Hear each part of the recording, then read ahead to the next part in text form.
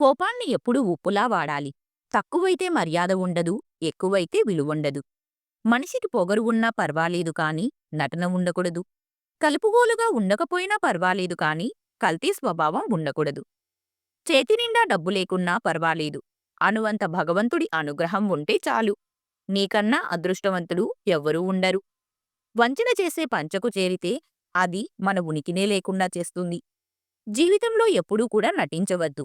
నీవు ఎలా ఉన్నావో అలాగే ఉండు. ఎవరినో మెప్పించడానికి ప్రయత్నం చెయ్యకు. ఒక్కసారి జీవితంలో నటించడం అలవాటైతే జీవితాంతం నటించాల్సి వస్తుంది. ఈ రోజుల్లో డబ్బున్నవాడికి క్యారెక్టర్ సర్టిఫికేట్ అవసరం లేదు. నీకు ఏది ఇస్తే నువ్వు జీవితాంతం సంతోషంగా ఉంటావో నీకంటే దేవునికి బాగా తెలుసు. దేవుడు ఇచ్చేది ఏదైనా అది చాలా గొప్పగా ఉంటుంది. నువ్వు కోరుకునే జీవితం కంటే అద్భుతంగా ఉంటుంది. ప్రపంచంలో గొప్ప బంధం ఏదైనా ఉంది అంటే అది భార్యాభర్తల బంధం మాత్రమే. పిల్లలు పుట్టేంతవరకు భర్తే మొదటి కొడుకు ఆమెకు. అదే భార్యకు కష్టం వస్తే ఆ భర్తే తనకు తండ్రిలా మారతాడు. నీ దగ్గర పైసలు ఉన్నప్పుడు అందరికీ నువ్వు కావాలి. నీ దగ్గర ఏమీ లేదు అని తెలిసాక ఒక్కడు కూడా నిన్ను పట్టించుకోడు. ఎవరి వలన అయితే మనం ఎన్నడూ చూడని ఆనందం పొందుతామో వారి వలనే ఎన్నడూ చూడని బాధ కూడా అనుభవిస్తాం. ఒకరు మిమ్మల్ని ప్రతిరోజూ పలకరిస్తున్నారు అంటే వాళ్ళకి పనిలేక కాదు. వారి మనసులో మీ స్థానం ప్రత్యేకమని అర్థం. పిల్లలు తప్పు చేసినప్పుడు తల్లి దండిస్తుంటే తండ్రి మాట్లాడకూడదు, అడ్డు చెప్పకూడదు. తండ్రి కోప్పడేటప్పుడు తల్లి కలగజేసుకోకూడదు. ఇలా చెయ్యడం వల్ల పిల్లలకు తల్లిదండ్రులంటే భయం, భక్తి, గౌరవం, ప్రేమ ఏర్పడడమే కాకుండా క్రమశిక్షణలో పెరుగుతారు. అందరినీ క్షమిస్తాను కాని ఎవ్వరినీ మర్చిపోను. ఒక్కోసారి నీకు నువ్వు తక్కువగా కనిపించొచ్చు. అది నీకు ఎదురయ్యే సమస్యల వల్ల, నీ చుట్టూ ఉన్న పరిస్థితుల వల్ల మాత్రమే. నీకున్న ఆత్మాభిమానం, ఆత్మస్థైర్యం, ఒకరిపై ఆధారపడిన తత్వం ఎదుటివారికి నిన్ను ఎప్పుడూ తక్కువగా చూపించవు. కదిలే మేఘాలను కట్టిబంధించాలనుకోవడం ఎంత అవివేకమో, మనల్ని కాదనుకుని వెళ్లే బంధాల్ని పట్టుకొని వేలాడడం కూడా అంతే అవివేకం. నటించేవాళ్లు ఉన్నంతకాలం నిజాయితీగా బ్రతికేవారు ఓడిపోతూనే ఉంటారు.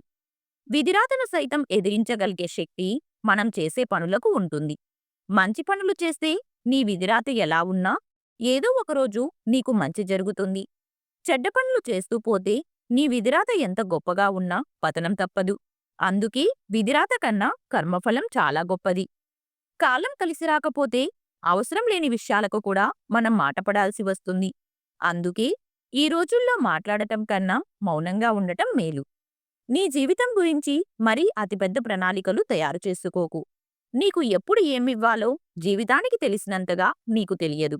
నీవు బాగా గమనిస్తే నీ జీవితంలోని అనేక సంఘటనలు ఏ ప్రణాళిక లేకుండానే జరిగిపోతూ ఉంటాయి. ఎప్పటికైనా నా భర్త మారతాడులే అనుకుంటూ నువ్వు ఎన్ని చేసినా భరించే భార్యని బాధపెట్టకు. ఎందుకంటే సహనం కోల్పోయి ఒక్కసారి తను నిన్ను వదిలి వెళ్ళిపోతే తిరిగి అలాంటి భార్య నీ జీవితంలోకి రాదు. నీవు ఒక నిజం చెబితే అది నీ గతంలో ఒక భాగమవుతుంది. నీవు ఒక అబద్ధం చెబితే అది నీ భవిష్యత్తులో ఒక భాగమవుతుంది. బోలెడు అనుభవాలతో కూడిన పుస్తకాలిచ్చినా చూసి కూడా రాయలేని పరీక్షే జీవితం. నీ అనుభవమే సమాధానం. రోజును చిరునవ్వుతో ప్రారంభించు. నువ్వు కోరుకున్న ప్రతీదీ జరుగుతుంది ఖచ్చితంగా. కొన్నింటి విలువ కోల్పోయినప్పుడు తెలుస్తుంది. కొన్నింటి విలువ దొరకనప్పుడు తెలుస్తుంది. కొన్నింటి విలువ కాలం గడిచే కొద్దీ తెలుస్తుంది. నేలను నమ్ముకున్న రైతుని ప్రకృతి చిన్నచూపు చూసినా కష్టాన్ని ధైర్యంగా ఎదుర్కొని అందరి కడుపులు నింపడానికి రాత్రింబవళ్ళు చెమటదారపోస్తాడు. బాధ మనిషిని మార్చేస్తుంది. కొందరిని మౌనంగా, మరికొందరిని కఠినంగా. అర్థం చేసుకునే తోడు పక్కనుంటే ఎంత కష్టమొచ్చినా తెలియదు. సేవకుడిగా ఉండటం తెలిసిన వారికి నాయకుడయ్యే యోగ్యత ఉంటుంది. ఎందరో నిన్ను ప్రేమించవచ్చు, కానీ కొందరే నిన్ను అర్థం చేసుకోగలరు. ఈ వీడియో మీకు నచ్చితే please like, share and subscribe to our channel. అలాగే ఈ వీడియోలో మీకు ఎక్కువ నచ్చింది తప్పకుండా కమెంట్ చేయండి. Thank you.